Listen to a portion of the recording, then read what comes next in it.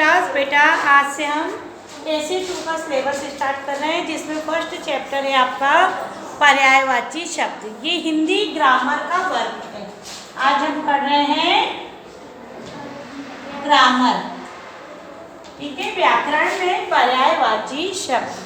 देखिए क्या होते पर्यायवाची शब्द, अर्थात आपने देखा होगा कि किसी भी वस्तु का एक से अधिक नाम होता है, अर्थात एक से अधिक अर्थ होते हैं, जिन्हें हम कहते हैं समानार्थी या फिर पर्यायवाची शब्द भी कहते हैं। सभी का अर्थ समान होगा, किसी भी नाम से पुकारने पर अर्थ में अंतर नहीं होगा। जैसे बेटा को बेटा, बेटा को पुत्र कहते हैं, सुत कहते हैं, ठीक है। और पुत्री को तनय या सुता। उसी प्रकार से पिता, तात, जनक, ये पापा के पर्यायवाची हैं, जिसे आप पापा भी कहते हैं। तो ये शब्द एक दूसरे के समान अर्थ वाले होते हैं। तो क्या होते पर्यायवाची शब्द? इन्हीं शब्दों को हम पर्यायवाची या समानार्थी कहते हैं। तो सबसे पहले हम इसकी परिभाषा लिखेंगे। क्या लिखेंगे? लिखिए, बाकी नहीं, परिभाषा। हाथ चले आपका, मुंह नहीं। समान अर्थ का बोध कराने वाले शब्दों को लिखिए। समान अर्थ, समान अर्थ का बोध कराने वाले शब्दों, समान अर्थ का बोध कराने वाले शब्दों को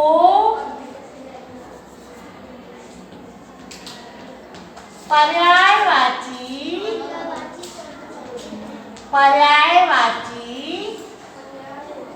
शब्द कहते हैं। इंग्लिश में क्या कहते हैं? ये आप इंग्लिश में पढ़ते हो ना? अब देखिए, हम यहाँ पर कुछ ऐसे शब्द लिखेंगे और उनके पर्यायवाची लिखेंगे। तो अभी मैं आपको कुछ शब्द लिखाने जा रही हूँ, जिनके आपको पर्यायवाची शब्द लिखना है। तो सबसे पहले देखिए, और इनको याद भी करना है, ठीक है। अब देखिए, शब्द और उसका पर्यायवाची, ठीक। नंबर 1 पे लिखिए आकाश। हम आकाश और मेघ दोनों में कंफ्यूज हो जाते हैं। आकाश होगा नभ,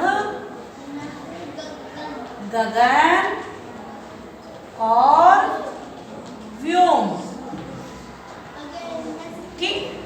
अब सेकेंड नंबर पे लिखिए। सेकेंड नंबर पे लिखेंगे हम आग। क्या लिखेंगे? आग। आग का पर्यायवाची होगा अग्नि और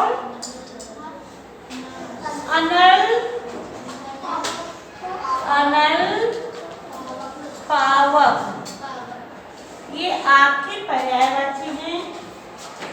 आप लिखिए थर्ड नंबर पर अमृत। अमृत का पर्यायवाची होता है सुधा, सुधा, सोम और अमीर, ठीक। आप लिखिए फोर्थ नंबर पर। तीन पर्यायवाची शब्द सभी के लिखना है। लिखिए पानी। इसका हमने पर्यायवाची आपको पहले भी बताया था। पानी का जल, नीर, वारी भी होता है इसका, और शलिन भी होता है। क्या होता है?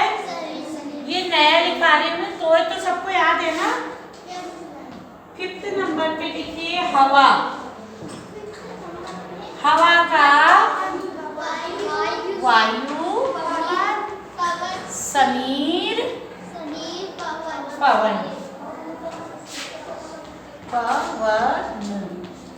ठीक है, अब 6 नंबर पर लिखिए तालाब। तालाब का पर्यायवाची है सरोवर,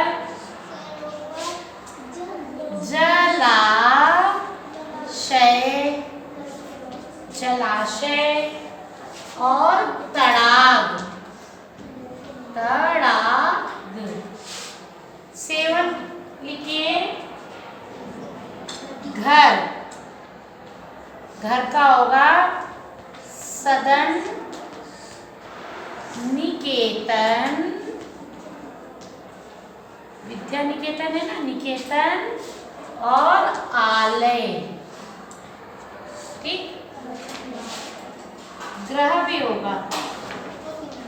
ठीक, अब लिखिए पर्वत, पर्वत का होगा पहाड़, पहाड़, गिरी, सैल। ठीक, ये पर्वत के पर्यायवाची शब्द हैं। अब लिखिए अगला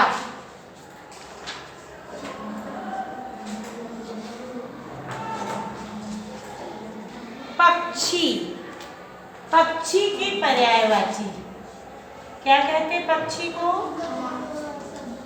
खग, खग, विहग, खग, विहग और पखेरु, पखेरु कहते प्राण पखेरु उड़ गए। अच्छा, अर्थात प्राण रूपी पखेरु मतलब पक्षी है ना। शरीर में प्राण क्या है? एक पक्षी के समान है, जो जब निकल जाते तो शरीर निर्जीव हो जाता है। अगला लिखिए रात, रात के पर्यायवाची हैं निशा, सुंदर सुंदर राइटिंग में लिखना, निशा, रात्रि, रजनी। ठीक है, रैन भी होता है इसका। 11 लिखिए राजा के हमने आपको बताए थे, इसलिए नहीं लिख रहे हैं। राक्षस के लिखिए, राक्षस का होता है दानव, दैत्य, दैत्य और असुर है ना। असुर मतलब राक्षस।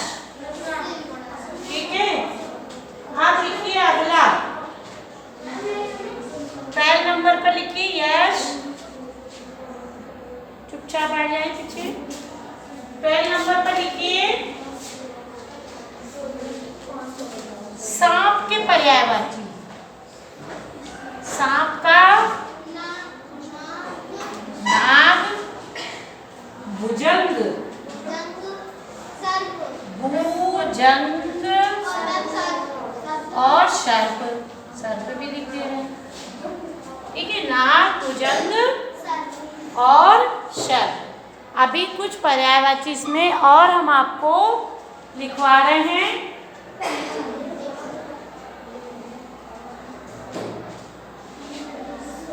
माता का तो सबको पता है, पुत्र का लिख लीजिए आप 30 नंबर पर।